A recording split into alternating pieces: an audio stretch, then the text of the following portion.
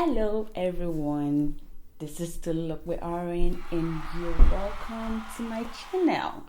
In this video, we will be talking about an important topic that cut across to parents, college students, and intending college students.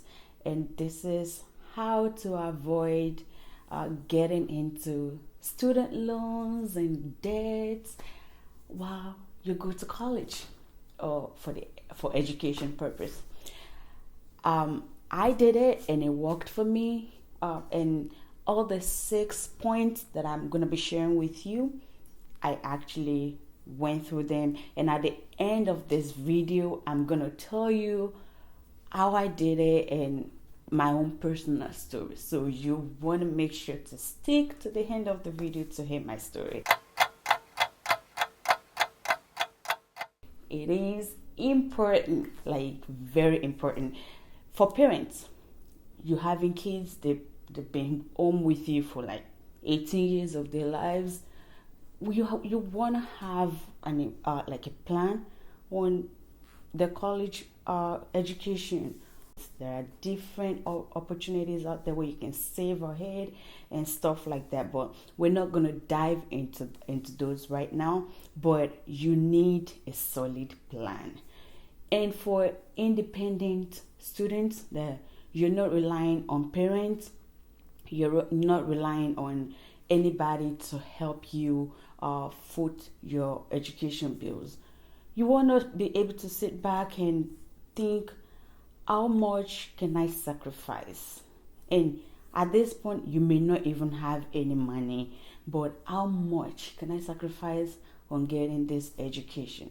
And part of your plans, a plan is also figuring out what you actually want to do, because many people end up spending a lot of money getting loans and all that, and they end up not even liking their degree, and they have to go back and start all over again or look for a different or a new interest. You want to avoid that if that is if it's possible. You want to avoid having to repeat the process when you can take your time and plan ahead. Solid plan.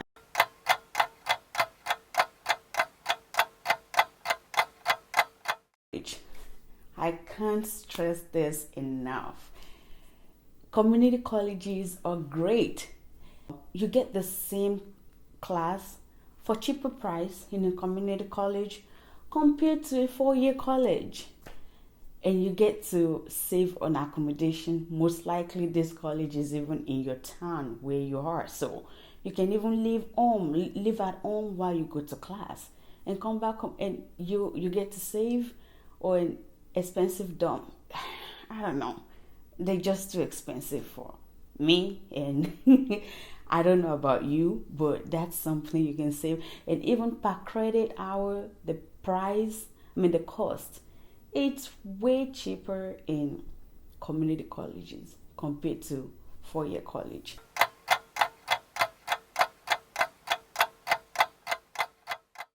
There are financial opportunities out there, and that is if you know about them. There is the most known one, and like everybody applied to, is financial aid, FAFSA. Try it. Even if you don't think you may qualify, don't assume. Go ahead and put in your information. Try it and see how much you can get. Even if it's a couple $100, it will go a long way in helping you, or even with getting textbooks or stuff like that, or materials for class. And there are other scholarships in school. It could be department scholarships or general school scholarships and stuff like that. Get information from your school and your advisors, and just keep applying. You never know which one will come through, and voila, you get free money. Right.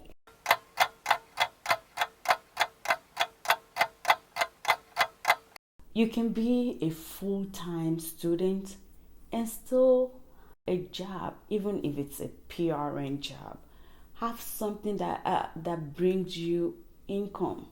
It may not necessarily be a dream job, which I doubt, but whatever it brings may be able to help you get a long way in even maybe like paying your house rent or paying your car loan. When I was in school, I know a lot of students didn't even work because the loans they took, well, they were paying rent with it, do just like everything they need, it's coming from the loan. You can avoid that, and that will save you some money too.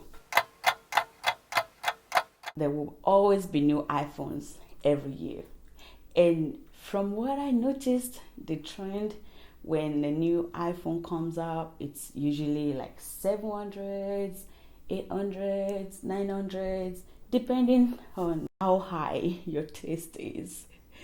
You really don't need expensive gadgets or to look expensive or to go to restaurants and bars or parties. You don't need them right now, especially when you know you're on a budget, like a tight budget for that matter, and you have a goal not to go into debt. Because if you end up spending all this money lavishly, then you get broke and okay, let's just go for a loan or apply for student loan, and there goes the spiral slope. Is that a word? Yeah, downward spiral. I don't know. Yeah, what I mean. You know what I mean. Yeah, you don't want to do that. Try living within your means. That is the word. Live within your means. When you graduate and you're making good money and you have your dream job, your dream income, then you can take care of yourselves. You can take care of yourself right there. And then the last point. Okay, so this, depending on your career path and whatnot, and if you're already working or what degree you've already attained. So let's take, for instance, you attended a community college and you already graduated with the associate for cheaper price, for cheaper cost, right? And now you're working with the associate.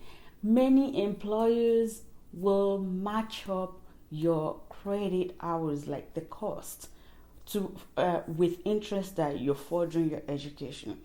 So explore the offer, like take the advantage of student assistance and opportunities in your company or where you work. In fact, even if you've not had your associate degree, you may even be fortunate that the company or wherever you do your PRN job, they have this tuition assistance program, which you may benefit from. You never know, but that is that is an important offer that you can explore. And even if the employer doesn't pay exactly how much it costs for each class, you may just have to add a little more money to it, and thereby avoiding taking up expensive loans that you end up paying for many years after graduation. As I promised, I was going to tell you my own story, and maybe you will find it helpful. Well, I should just say I was considered poor because I wasn't making anything. Eventually, I started working in a fast food, and I was making just a little, enough to buy gas into the car. So, but I've always wanted to further my education and just like have a better plan for future and all that. So with my plan, I decided, okay, I'm gonna go into nursing school.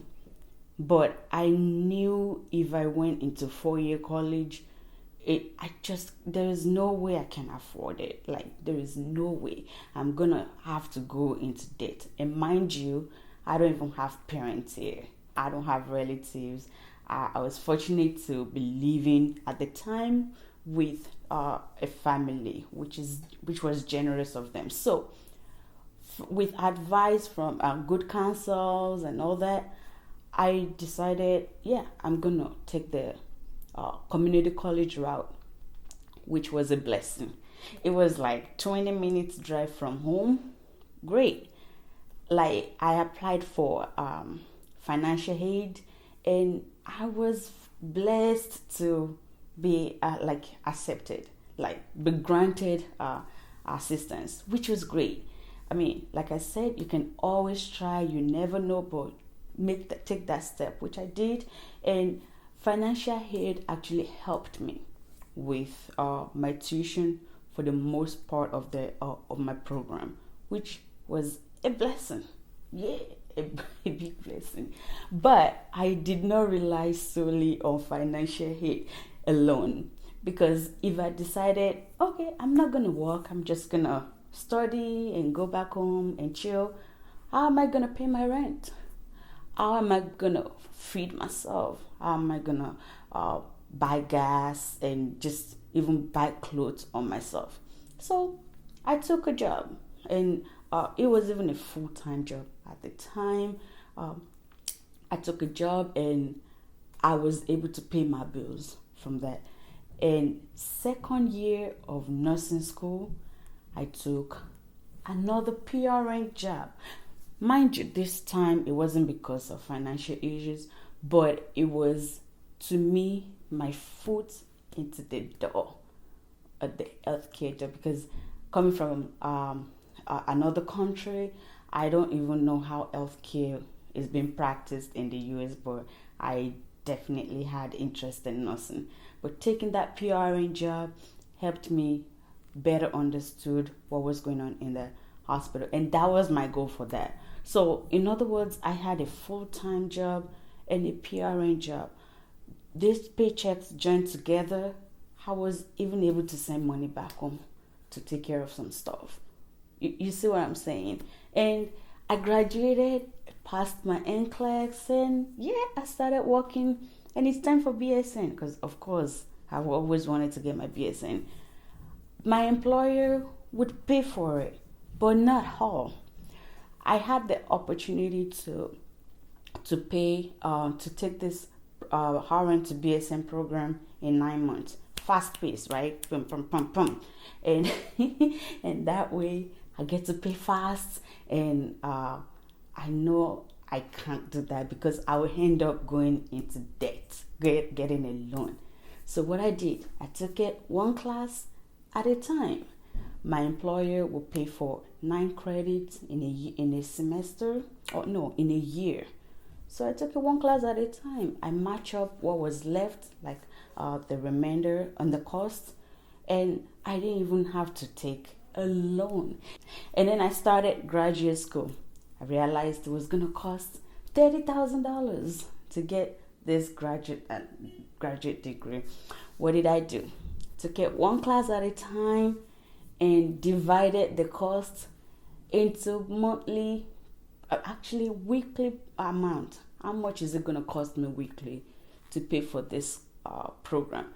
My goal is no loan, no debt, because at the end of the day, you're not in competition with anybody.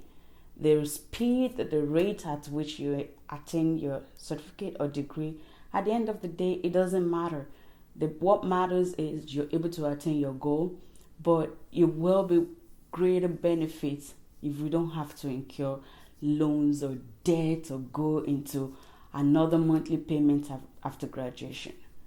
I hope you feel blessed when you appreciate and find all this information useful. If you wouldn't mind, this is a young channel and we're trying to grow a base. Subscribe, like, and share your thoughts, comment, and let me know your thoughts. Maybe I'm missing one point or the other, and then we can I will be kind to reply to your comments. Thank you and have a blessed day. Love you. Bye.